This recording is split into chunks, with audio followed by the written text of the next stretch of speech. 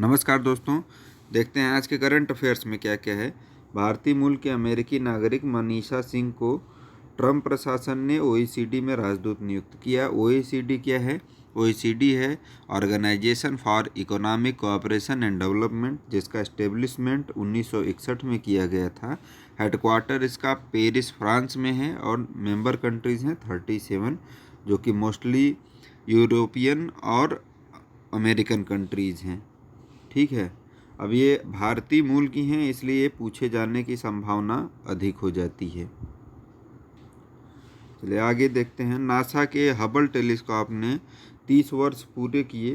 अभी इसका सेलिब्रेशन हुआ, तो देखिए इम्पॉर्टेंट है ये थोड़ा सा मैं 2-3 दिन लेट कर रहा हूँ, चूँकि ये 25 अप्रैल को ही पूरा हुआ था, तो छूट गया था, तो मैं उसको कवर करा दे रहा हूँ। अब थोड़ा सा नासा के बारे में जान लेते हैं, थोड़ा सा हबल के बारे में जान लेते हैं। देखिए हबल आपको पता होगा, इसका नामकरण एडविन हबल के नाम पे किया गया है, जो ब्रह्मांड के विस्तार के बारे में सिद्धांत दिए थे कि ब्रह्मांड का लगातार विस्तार हो रहा था। बिग बैंग थियरी भी आप जानते होंगे। और नासा जो है, नासा इसका पूरा नाम है national aeronautic and space administration. इसका एस्टेब्लिशमेंट मैंने आपको कई बार बताया है, 1958 में किया गया था। उसी वर्ष भारत में डीआरडीओ का एस्टेब्लिशमेंट किया गया था। और हाल ही में अभी नासा ने वाइटल नाम का एक हाई प्रेशर वेंटिलेटर डेवलप किया है, वो भी करंट अफेयर्स में चर्चा में है, काफ़ी इम्पॉर्टेंट है। उसके अतिरिक्त क्रिस्टीना कोच, जो 328 दिन तक स्पेस में रहीं, सर्वाधिक दिनों तक रहने वाली महिला, तो क्रिस्टीना कोच भी आप नाम याद रखिएगा, नासा से ही संबंध रखती हैं वो भी। दृष्टि पोर्टल, देखिए उत्तराखंड ने कोरोना संक्रमित सूचनाओं को, उससे संक्रमण से संबंधित जो real time information and monitoring है, उसके लिए दृष्टि पोर्टल लॉन्च किया है। अब उत्तराखंड की बात चल रही, तो थोड़ा सा उत्तराखंड का करंट अफेयर हम रिवाइज कर लेते हैं। देखिए गैरसैंण को ग्रीष्मकालीन राजधानी बनाने का प्रस्ताव आया। चूँकि गैरसैंण बहुत लंबे समय से उत्तराखंड की स्थायी राजधानी के रूप में देखा जा रहा है, कंस्ट्रक्शन भी चल रहा है, सारी चीज़ें हैं। तो अगर आपसे पूछा जाता है ग्रीष्मकालीन राजधानी के बारे में, तो उत्तराखंड की वो गैरसैंण आप टिक करेंगे। संपर्क दीदी मोबाइल ऐप अभी लॉन्च किया। उसके अतिरिक्त ऋषिकेश में एक ग्लास फोर्ट झूले का डेवलपमेंट किया जा रहा है, जो लक्ष्मण झूले का सब्स्टिट्यूट होगा। इंटरनेशनल योग दिवस जो था, वो भी ऋषिकेश में ही सेलिब्रेट किया गया। उसके अतिरिक्त जो कृषि भूमि है, उसको पट्टे पे दिए जाने का कानूनी वैधानिक प्रावधान करने वाला भारत का पहला और एकमात्र राज्य उत्तराखंड ही है। उसके अतिरिक्त उत्तराखंड का एक नेशनल पार्क है जिम कॉर्बेट, वहाँ पे एनिमल क्वारंटीन करने की सुविधा प्रारंभ की गई है। ऐसी सुविधा देने वाला भी भारत का एकमात्र नेशनल पार्क है, एक ही जगह है भी जहाँ पे एनिमल्स को क्वारंटीन किया जाएगा। देखिए 40,000 करोड़ SLF के लिए श्रीलंका ने RBI से ये 40,000 करोड़ रुपया एक्सचेंज किया हुआ। दरअसल ये एक्सचेंज इसलिए किया है, देखिए सबसे पहले इस कीवर्ड को आपको मैं बता देता हूँ। ये होता है स्पेशल लिक्विडिटी फैसिलिटी, ठीक है। और ऐसा किया क्यों है?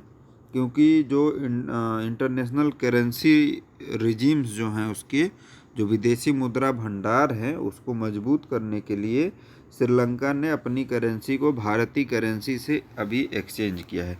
भारतीय रुपया श्रीलंका के पास जाएगा, श्रीलंकन करेंसी इंडिया के पास आएगी, ठीक है। तो ये स्थितियां हैं। बात RBI की चल रही, तो RBI देखिए एस्टेब्लिशमेंट इसका 1 अप्रैल को हुआ था 1935 में। ये डेट आपसे पूछ लिया जाता है, तो 1 अप्रैल आप मत भूलिएगा। 1935 में एक कमेटी थी, यंग हिल्टन कमेटी। तो यंग हिल्टन कमेटी की सिफारिशों के आधार पे इसका इस्टेब्लिशमेंट किया गया था। वर्तमान जो गवर्नर है, उनका नाम है शक्तिकांत दास। देखिए RBI ने अभी एक ट्रांसकॉर्प इंटरनेशनल जो है, उसको प्रीपेड वॉलेट कार्ड जारी करने का सर्टिफिकेट दिया है, लाइसेंस दिया है। उसके अतिरिक्त अभी RBI ने म्यूचुअल फंड को मजबूत बनाने के लिए 50,000 करोड़ का भी वहाँ पे अतिरिक्त जो है सहायता दी है, चूँकि बूस्ट करना है इकोनॉमी को, कोविड-19 के इफ़ेक्ट में काफ़ी प्रभावित रहा है।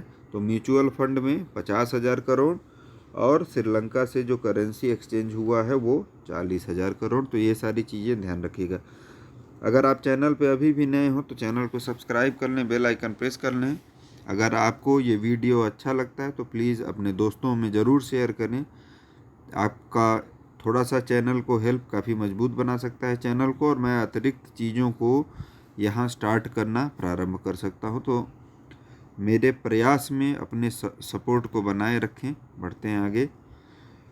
फिंच ब्लैक एयर एक्सरसाइज, ये भारत ऑस्ट्रेलिया के मध्य जुलाई एंड में अगस्त के प्रारंभ में ये एक्सरसाइज किया जाना था, जिसे स्थगित कर दिया गया है कोरोना वायरस के प्रभाव के कारण। ठीक है, ये एयर एक्सरसाइज है, ज़रूर ध्यान रखिएगा, भारत और ऑस्ट्रेलिया के मध्य।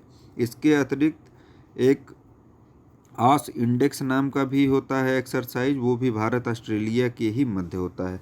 बात ऑस्ट्रेलिया की चल रही है तो देखिए, अभी आईसीसी वुमेंस कप जो हुआ था उसमें ऑस्ट्रेलिया ने भारत को हरा के जीता था वो वर्ल्ड कप। उसके अतिरिक्त अभी आपको पता होगा ऊँटों की हत्या कराई है ऑस्ट्रेलिया ने, और आर्डर ऑफ ऑस्ट्रेलिया जो ऑस्ट्रेलिया का सबसे बड़ा अवार्ड है वो भारतीय मूल के किरण मजूमदार शाह को दिया गया है। तो किरण मजूमदार शाह नाम ज़रूर ध्यान रखिएगा। एयरटेल ने 5G नेटवर्क को इन्हेंस करने के लिए नोकिया से समझौता किया। देखिए, नोकिया फिनलैंड की कंपनी है, तो ये देश आप मत भूलिएगा, कई बार पूछा गया है, छोटी परीक्षाओं में तो अक्सर पूछ लिया जाता है। नोकिया फिनलैंड की कंपनी है। झूमा खातून, इनके ऊपर वाडा ने 4 साल का बैन लगा दिया। ये एथलेटिक्स की प्लेयर हैं, और वाडा जो है वो वर्ल्ड एंटी डोपिंग एजेंसी है। उसने जो प्रतिबंधित दवाएं थी उनके सेवन के लिए इनके ऊपर 4 साल का प्रतिबंध लगाया गया। वाडा का हेडक्वार्टर मॉन्ट्रियल कनाडा में है। ठीक है, अभी देखिए एक पाकिस्तानी खिलाड़ी भी हैं, उमर अकमल, जो क्रिकेट से संबंध रखते हैं, उन पे भी 3 साल का बैन लगा है, लेकिन उन पे भ्रष्टाचार की वजह से लगा है, तो ध्यान रखिएगा। नीदरलैंड यूरोप का पहला देश बना जो कि फुटबॉल सेशन को अभी ड्रॉप कर दिया, समाप्त कर दिया है। ठीक, तो नीदरलैंड, आपको पता है नीदरलैंड के हेग में ही इंटरनेशनल कोर्ट है। उसके अतिरिक्त जो समलैंगिक विवाह होते हैं उनको अलाउ करने वाला दुनिया का पहला देश नीदरलैंड बना था। और अगर एशिया की बात करेंगे तो एशिया में ऐसा करने वाला पहला देश ताइवान रहा है। तो इस वीडियो में इतना ही। उम्मीद करते हैं दिया गया सूचना आपको पसंद आया होगा। धन्यवाद।